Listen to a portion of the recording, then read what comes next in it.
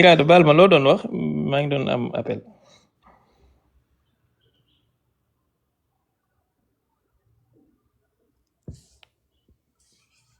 Iraada yaa dafa laaj mooy dafa mel ni américain dañoo dóor daaw xaw ma lu expliqué noonu daal.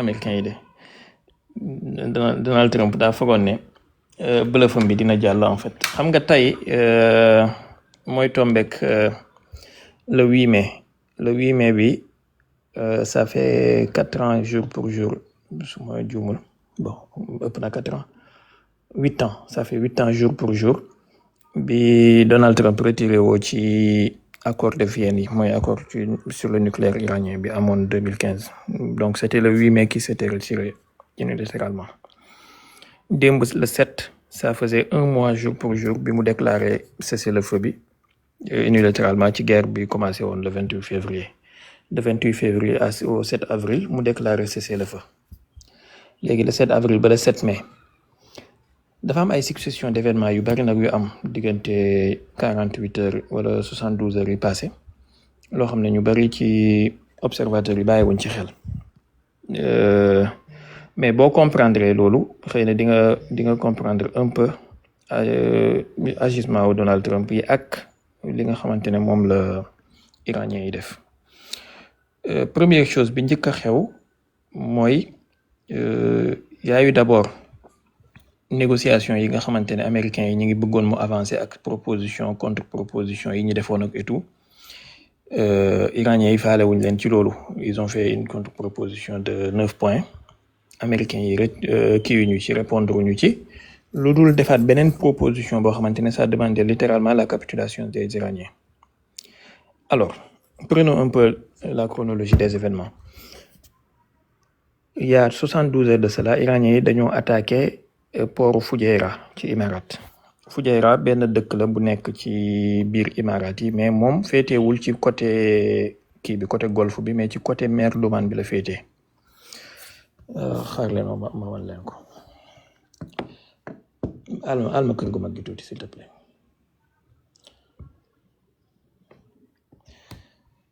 ya sayyidi ya rasulallahi xuz bi yadi falam ajid ghayra xalqi li sanadi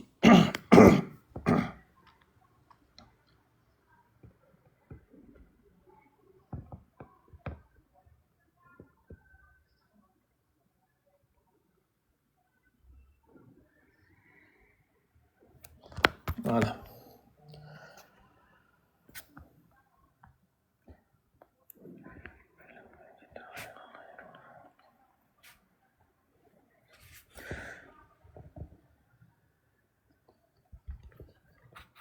Mohamed alma kër gu mag s'il te plaît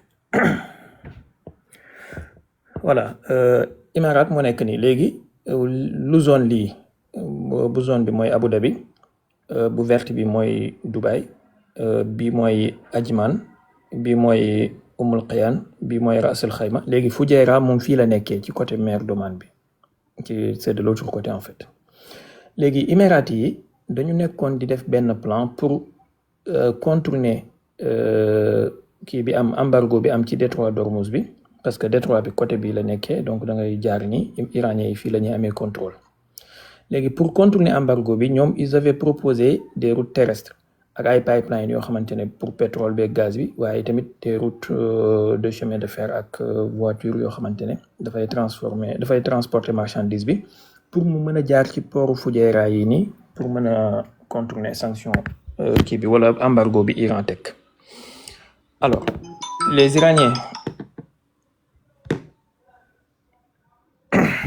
les Iraniens connaissant cela Émirats yi déclaré ne génn nañu ci OPEP plus ak OPEP pour permettre seen bopp mën a produire le maximum de barils de pétrole bu ñu bëgg pour mën a pallier prix yi nga xamante ne mu ngi doon yéeg te loolu ñëpp xam nañu ne ça arrangé Donald Trump ak Netanyahu alors Iraniens yi bombardé port Fujairah bi ñu ko bombardé ñoom dañ ko endossé wuñu responsabilité bi dañ ne ñoom bombardé wuñu dara benn navire lañ doon visé affaire bi am erreur wala daal waaye ñoom engagé kii endossé wuñu responsabilité bi mais tout le monde sait que ñoom ñoo ko def alors les Émirats ne danañu fayu et qu'ils vont utiliser leurs forces militaires pour cela. Arabie Saoudite ak Koweït dañoo jëloon benn décision il y a 1 à 2 semaines de cela qui interdire américains yi utiliser seen base aérienne yi pour def débarquement wala pour def seen opération boobu ñuy waxoon Donald Trump déclaré woon xawma lan liberté freedom kii pour ne dafay guider navire yi nga xamante ne ñoom ñooy jaar ci détroit d'Ormuz bi mu déclaré loolu Arabie Saoudite ak Koweït dañoo interdire l'armée américaine d'utiliser leur sol parce que xam nañ ne bu boobaa représailles yi iraniens yi di def ci seen territoire la jëm directement. léegi bi attaque gu fort Fujairah bi amee Arabie Saoudite ak Koweït il y a 24 heures de cela dañoo retirer interdiction boobu donc joxewaat nañ autorisation tacitement. Troisième chose bi xew mooy États-Unis dañoo suspendre seen opération Project Freedom bi bon buñ ko suspendre ñëpp xam nañ ne dina am lu xew parce que ñi ngi amassé ay troupes ci zone bi waaye tamit ñu ngi amassé ay forces spéciales ci Diego Garcia ak yooyu. léegi démb ci bëccëg gi États-Unis dañu attaqué benn pétrolier bu doon bate pavillon iranien bi ñu attaqué pétrolier bi ça a pris feu iraniens yi riposté attaqué ñoom tamit ay pétroliers yu appartenir aux Émirats ak ñaari destroyer bokkut ak ñett yi mais ñaar yu appartenir à l'armée américaine. Alors Arabie Saoudite ak Koweït déclaré ñoom carrément que ne problème bi seen yoon nekku ci mais quand même interdiction bi ñu joxe woon américains yi levé nañu ko et par conséquent il reste neutre et signé nañu accord ak outils yi ci Yémen pour ñu bañ a attaquer seen port ci Yembo bon xaar leen ma wan leen seen port Yembo bi parce que ça leur permet ñu jaay seen pétrole bi par la mer Rouge pour contourner le kii détroit d'Ormuz bi. lii mooy carte Arabie Saoudite bi léegi fii ay côtam la yu nekk ci kii bi ci golfe Persique bi ak détroit d'Ormuz bi maintenant dañoo am benn port boo xamante ne nii côté bii la nekkee fii ci mer Rouge bi Yembo mooy point bu bleu bi ngeen di gis nii. léegi port bi nii mën nañ ci jaaree exporter pétrole via canal de Suez pour mu dem Europe wala via mer Rouge bi pour mu dem ci yeneen zones yi mais pour cela il faut qu'ils se mettent d'accord avec les Houthis au Yémen parce que Houthis yi am nañu les Houthis am nañu ay drones ak ay missiles yoo xamante ne mën nañu menacer port bi donc ils ont signé un accord de non-agression avec les Houthis. alors bi ñu defee loolu li xew mooy Iran dafa attaqué 3 navires américains yu doon jéem a jàll détroit d'Ormuz bi par les eaux omanaises maanaam au lieu ñu jaar ci détroit bi ci digg bi wala côté bi nga xamante ne moom moo gën a siiw fi ñuy jaaree dañoo longer les côtes d'Oman pour dugg ci biir détroit d'Ormuz bi ñetti kii la ñetti frégate la wala ñaari destroyer ak benn frégate. Iraniens yi def ay tirs de sommation américains yi daal di attaqué ñetti île ak ay zone de commandement ci territoire iranien bi ba ci banlieue wu Téhéran bi. alors iraniens yi nee nañ abattre nañ ñaari drone benn bi ci Isfahan la benn bi ci Téhéran. américains yi déclaré par la voix de Donald Trump ak yeneen responsable que ne cessez-le-feu bi ça tient toujours li ñu def nii c'était juste une gifle bu ñu jox iraniens yi parce que iraniens yi dañoo nekkoon di violer droit maritime ak droit de navigation ak yooyu noonu. lii mooy li jot xew diggante 72 heures yi. maintenant mu des bi liy xew ba pare analyse bi lu ko waral ak lan moo ci nar a juddu.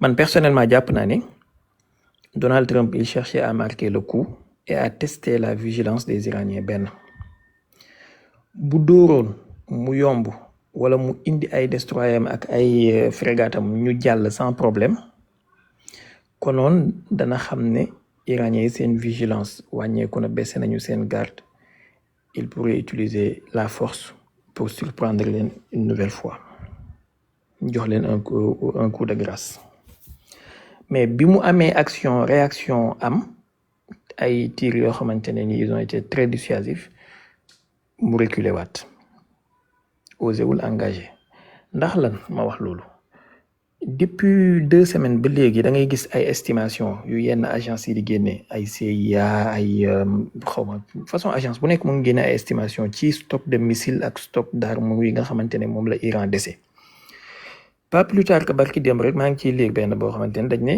Iran ñu ngi dese 75% ci seen stock d'armes bon après le ministre des affaires étrangères iranien moom il a même ironisé ne leen du 75% mais 120% la donc estimation yi ñuy joxe ni boo yàggee topp gars yi seen stratégie da ngay gis ni avant chaque attaque wala avant chaque guerre façon guerre psychologique bi la ñuy def di joxe ay estimation ci armée bi di joxe ay estimation ci système de contrôle yeeg système de défense yi di joxe ay estimation ci mentalité leadership beeg yooyu noonu ce qui me laisse penser que ils étaient en train de préparer quelque chose bu iranien yi wàcce woon seen garde tuuti konoon danañ leen dóor attaque boo xamante ne daf leen di jox kaw Donald Trump jaaree fa mu correspondre ak le 8 mai mu célébrer anniversaire 8 ans yi mu retiré woo ci accord de Vienne yi déclaré ne voilà après 8 ans il a réussi à mettre l'Iran à genoux lii benn la mu des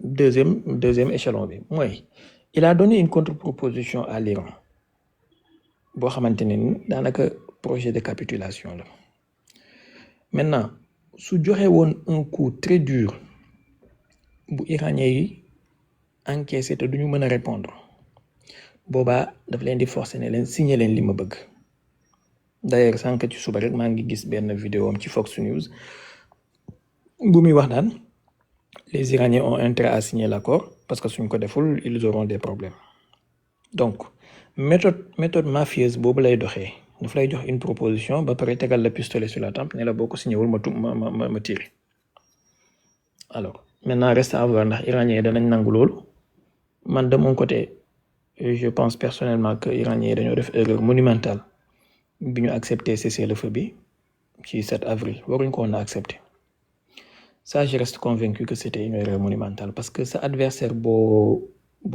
sës ci miir bi ba mu nekk dans l'agonie doo ko may répit surtout adversaire boo xamante ne ku perfide la ku utiliser ay perfidie la à chaque fois ak ay tromperie kenn du ko may répit ñaareel bi mooy jàpp naa ne iranien yi erreur boobu ñu def moo leen yóbbee tey proposition yi nekk di def ba Donald Trump am choix naan daf koy bañ a accepter parce que ils ont même proposé de suspendre l'enrichissement de l'uranium sur leur sol pendant 15 années tu imagines alors que destruction yi ñu am ci seen réew mi yëpp biñ ko estimer pour defaraat ko ba mu retourner à la normale ça leur prendra maximum 5 ans donc pourquoi suspendre enrichissement uranium pour 15 années pour faire plaisir à Trump et Trump moom il demandait un arrêt total et à jamais ci beneen proposition il a demandé 20 ans léegi les Iraniens wàcc ba 15 ans je vois pas lan moo mën a expliquer loolu en fait si ce n'est une faiblesse boo xamante ne comme ni ma leen ko waxee démb le militaire dafay gagner du terrain sur le champ de bataille mais le politique il abdique et capitule sur la table des négociations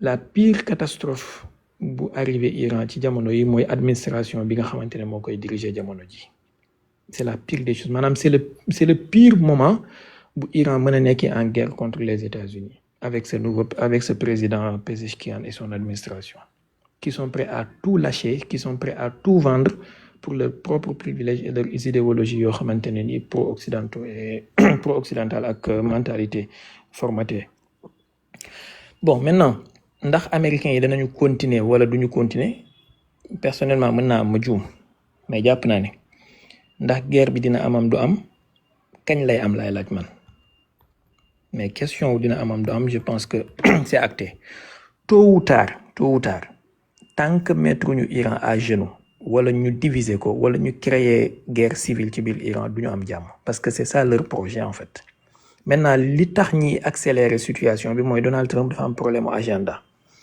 bi ci njëkk ñu bëri dañuy wax ay élections mi-terme mais dafa am lu gën a sérieux loolu en fait mooy rencontre bi mu war a am ak président chinois bi ci weer bi ñu nekk. D'abord, ils se sont rencontrés au mois d'octobre dernier en Corée du Sud. Ça s'est très très mal passé pour Donald Trump. Les Chinois lui ont vraiment donné voilà, des coups de poing diplomatiquement. Il s'en est pas relevé.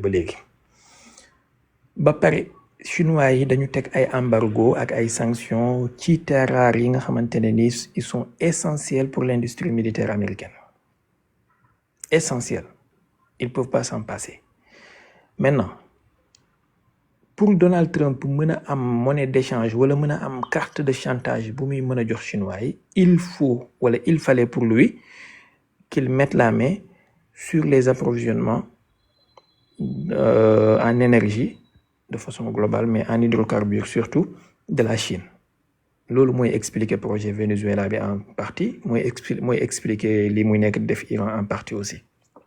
Di lekk am na yeneen objectif, am na yeneen tashaubat, mais lii benn la ci te dafa bokk ci yu majeur yi. Ndax Iran 13 à 14% ci li Chine de importer ci pétrole Iran lay jóge, ce qui représente 90% des exportations iraniennes. Maintenant, imaginez leen su ci Donald Trump mettront la main, s'il mettait la main sur ça, alors que mu ngi war a dajee ak le président chinois, il pourrait lui dire voilà, tu avais du pétrole bon marché des Iraniens. Maintenant, j'ai mis la main sur le gouvernement iranien. Ils sont à mes soldes et à ma botte. Maintenant, il faut que tu te mettes d'accord avec moi. On va livrer mes terres rares, me livrer le pétrole bon marché, en plus du pétrole vénézuélien.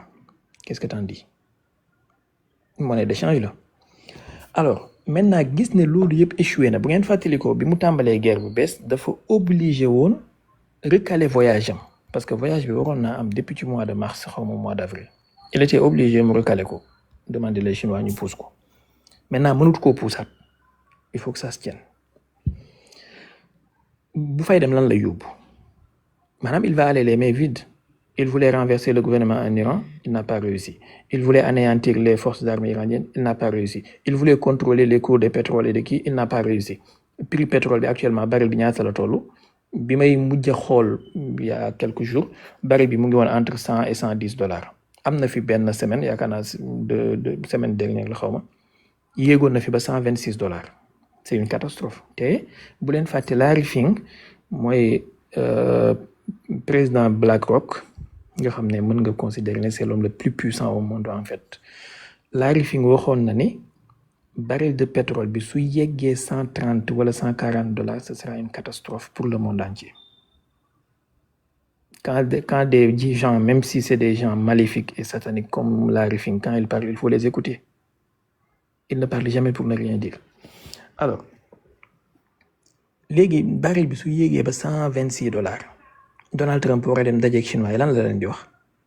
Te ba léegi chinois yi ñu ngi am pétrole yu Iran, ñu ngi am pétrole yu russe, ñoom amuñu benn problème d'approvisionnement. Au contraire, européens yi ak alliés wu américains yi ci Moyen-Orient ñoom ñoo am problème de vente ak problème de kii. Donc il fallait pour lui, te loolu bokk na ci li expliquer li xew démb, il fallait pour lui mu jéem a tantewaat chance am, jéem a def benn coup surprise pour jéem a essayer ba xam xëy na su dóoree mu nekk coup buy joxe kaw. Et puis il va aller en Iran la tête haute pour dire aux Iraniens, il va aller en Chine la tête haute pour dire aux Chinois, voilà, j'ai récupéré votre allié, maintenant vous n'avez qu'à me donner li ma bëgg. Et jàpp ma ne c'est intelligent de sa part. Parce que moom il joue nu ñu koy waxatee au poker. Les Iraniens, eux, ils jouent aux échecs. Mënuñu yem. Le gars, il est impatient parce que su demandé benn affaire, dès que tu le lui refuses, comme un enfant gâté. Moom la Obama waxoon ne quand on a un gros marteau, on a tendance à voir tous les problèmes du monde comme des couteaux à enfoncer. Bon, daf ne woon quand le seul outil que vous détenez est un gros marteau, vous avez tendance à voir tous les problèmes comme des clous à enfoncer. C'est ça le problème des Américains en fait. Maanaam seen seul outil bu ñu am mooy marteau. Du coup problème bu ñu am rek jàpp nañ ne ay pont la yu ñu war a daaj. Alors que du problème yëpp ñu ay pont yu ñu war a daaj. Am na problème yoo xam ne ay vis la, am na problème yoo xamante ne ay soccu la, am na problème yoo xam ne beneen façon la. Mais ñoom benn solution lañ am pour tous les problèmes mooy force militaire ak sanctions économiques. Maintenant ça n'a pas marché. man excluruma que ne peut-être il va réessayer encore quelque chose. Soit il va essayer et jàpp leen li mais mën naa am ma juum c'est juste mon analyse. Soit il va essayer encore d'attaquer avant muy dajeeg chinois yi parce que diggante bi c'est très risqué en fait maanaam bu guerre mondiale doon tàkk yàlla tere xëy na ci diggante bii balaa rencontre avec les chinois bi di am ci la nar a tàkk. Soit il va réessayer d'attaquer les Iraniens wala il va essayer de faire semblant de signer un accord avec les Iraniens pour calmer un peu les nerfs, calmer un peu le jeu. En attendant mu dem dajeeg chinois yi ba ñëw pour jéem a xool naka lay retirer waatee ci accord bi defaat beneen perfidie pour attaquer waat Iraniens yi dans le dos. ñaar yëpp mën na nekk s'il est intelligent man su doon mën naa koy conseiller dama ko naan jéemal a signer ak ñoom accord bu ko defee au moins nga jouer aux échecs nga def comme ni Modou Lo defoon Eumeu Sène di ko may tànk muy yéen. C'est ça qu'on fait quand on est intelligent. jéemal a signer ak ñoom accord ça va calmer les ardeurs, ça va régler les cours de marché et des pétroles bourses yeeg yooyu noonu. Tu vas rencontrer les Chinois, tu vas essayer de trouver quelque chose. Fais profil bas quelque temps et tu reviens en force après. Ça serait plus intelligent. Mais je ne pense pas que l'administration américaine ait une intelligence beaucoup. Sérieusement, ay pit excès nga fay gis, c'est des cinglés ces gens-là. Ils ont la tête dans les chevilles. Seen bopp yi ci seen suuf chevilles yi la nekk nekkul ci seen kaw épaule. Donc ce qu'ils vont essayer de faire et ça risque d'arriver su ma ko doon jox pourcentage damay wax ne il y a 70% de chance ils vont réessayer encore d'attaquer les Iraniens. Surtout boo gisee Netanyahu ni muy doxee ci Liban en fait maanaam barki démb il a annoncé d'avoir tué le chef des forces à Ridwan xawma ci banlieue Beyrouth pendant qu'il est en pleine négociation avec les Libanais pour trouver une solution pendant soi-disant cessez-le-feu. Donc Donald Trump il peut adopter cette méthode de Netanyahu là pensant que bu jéemee assassiner kii rey kii ça va régler la situation. Alors que lii benn waay waxoon rek maanaam kenn gënut a dof koo xamante ne dafay def la même chose tout en espérant un résultat différent. Voilà. Donc il y a 70% de chances qu'il va réessayer encore avant muy dajeeg chinois yi pour essayer d'arracher aux Iraniens des concessions majeures yoo xamante ne mën na ko présenter sous forme de victoire. Voilà, il y a 40% de chances mu jéem a avaler sa fierté et son arrogance et son ego mu jéem a signer ak ñoom accord bon an mal an pour jéem a calmer un peu. Mais je le vois très mal quand même accepter cela. Je pense pas que intelligence am yegg na foofu. Mais ça serait intelligent de sa part. Maintenant foog daaneel am na beneen problème bu nekk wala beneen affaire bu nekk di xew te mu jar a bàyyi xel sur le plan géopolitique actuellement. Gisuma analyste yu bari di ci wax mais lu jar a bàyyi xel la et ça risque de faire des bouleversements. Mooy benn axe bu nekk di constitué wu entre 3 wala 4 pays. L'Arabie Saoudite, la Turquie, le Pakistan et peut-être Égypte. Peut-être. Lu tax ma wax Égypte peut-être def leen ko entre parenthèses wala entre guillemets. Mais ces 3 pays-là ils sont en train de constituer benn axe boo xamante ne ni peut-être axe islamique lañ koy tuddee peut-être axe sunnite lañ koy tuddee xawma mais dañoo am ils sont un peu complémentaires. Bi ci njëkk mooy bu ngeen fàttalikoo guerre bi mu tàmbalee bees le 28 février ci première semaine bi ñeenti pays yi dajee nañu ci Pakistan yaakaar naa waxtaanee woon nañ ko fii ci live Mohamed bi ma ne leen woon dajee boobu noonu c'était contre l'Iran les 4 pays sunnites wala les 4 pays à majorité sunnite qui se réunissent pendant que le plus grand pays chiite est en guerre. Voilà ñoom ñeent ñi ñoo dajee woon sans les Émiratis sans les autres il y avait que l'Arabie Saoudite la Turquie l'Égypte ak le Pakistan. Maintenant pourquoi ils sont complémentaires ma ne dañoo am ay points en commun benn mooy ñoom ñëpp c'est des pays à majorité musulmane mais à majorité sunnite donc axe sunnite là en fait et non axe chiite contrairement comme ni ñuy wax Iran avec l'axe chiite wala le croissant chiite. Ñaareel bi mooy Pakistan c'est un pays nucléaire. Arabie Saoudite c'est un pays hyper riche avec des multimilliards de dollars.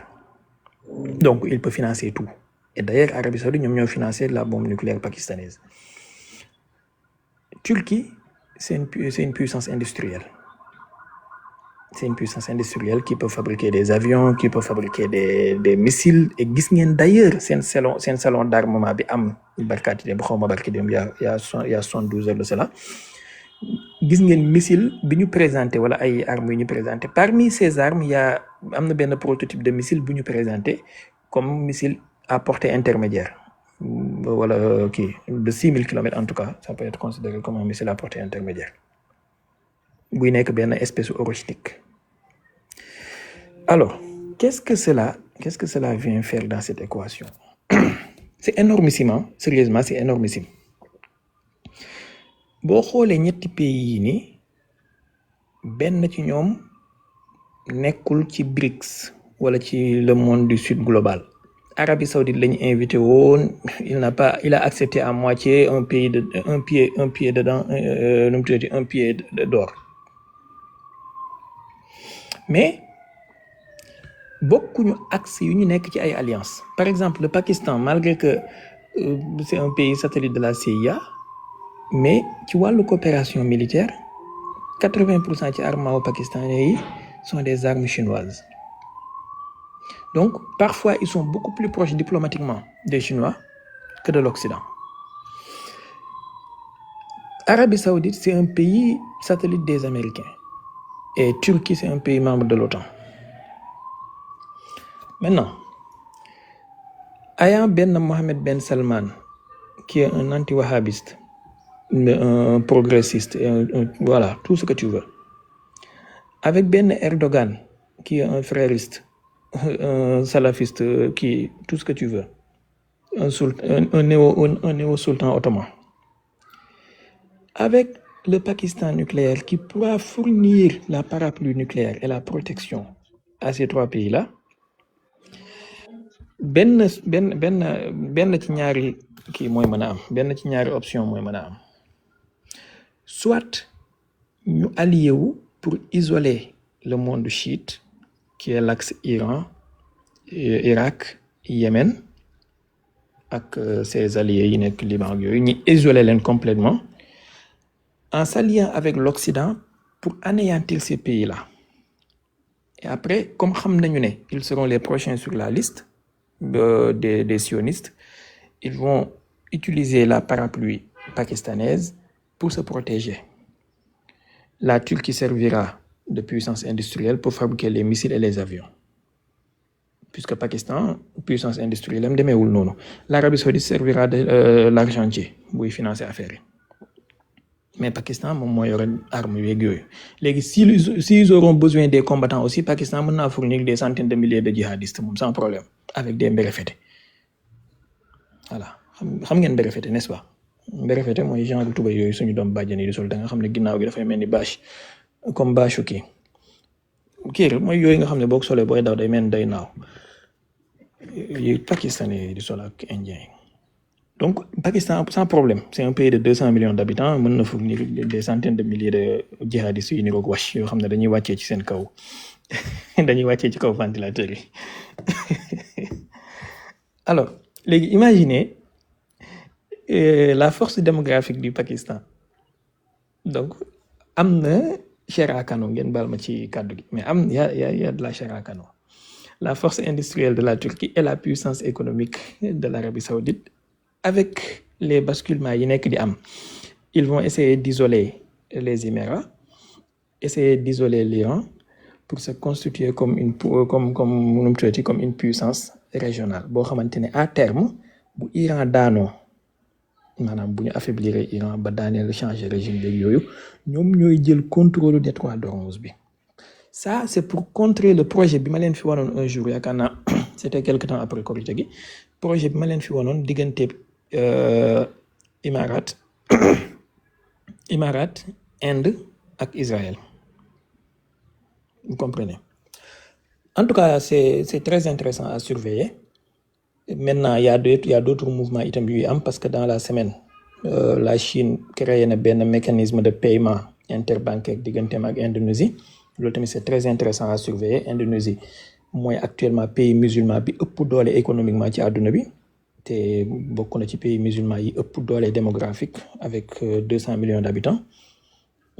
Son PIB ci parité de pouvoir d'achat mooy 5e puissance économique mondiale wala 6e. léegi su demee ba créer benn mode de paiement interbancaire avec les Chinois, ça veut beaucoup dire, étant aussi membre des BRICS et autres. Donc c'est des basculements et des cartes qui sont en train d'être jouées, connaissant que Indonésie ak Malaisie ñoom ñooy contrôler le détroit de Malacca. Et le détroit de Malacca, c'est un autre problème. Attendez, je vous montre. C'est un autre problème. Gars, yi duñ koy bàyyi xel, mais moo gën a critique sax le détroit d'Ormuz en fait. Alors, moom il est là.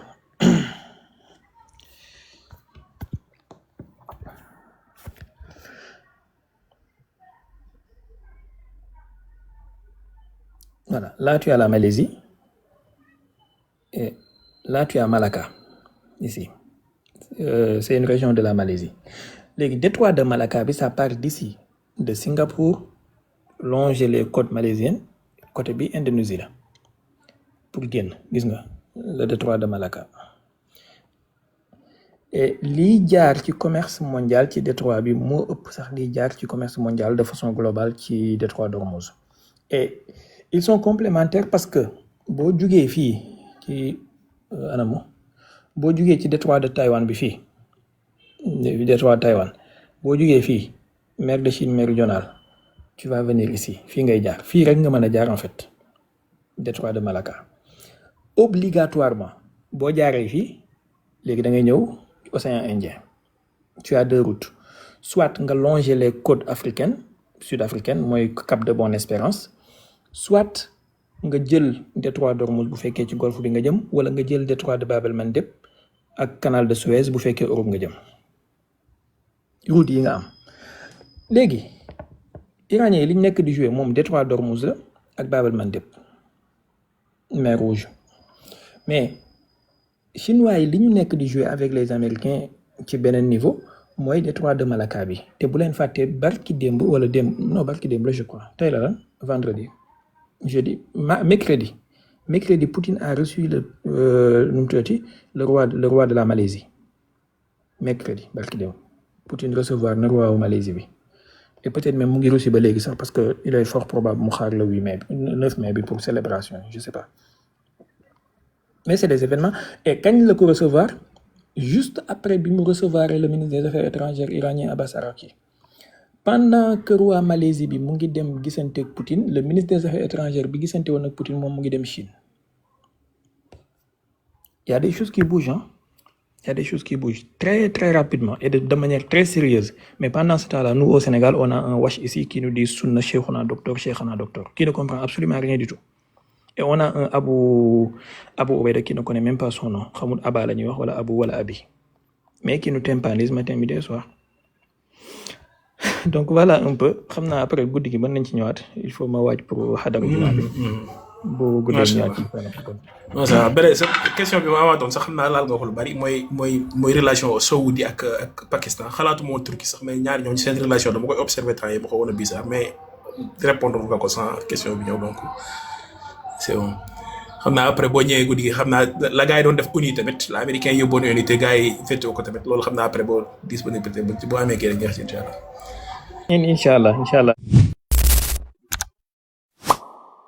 abonné leen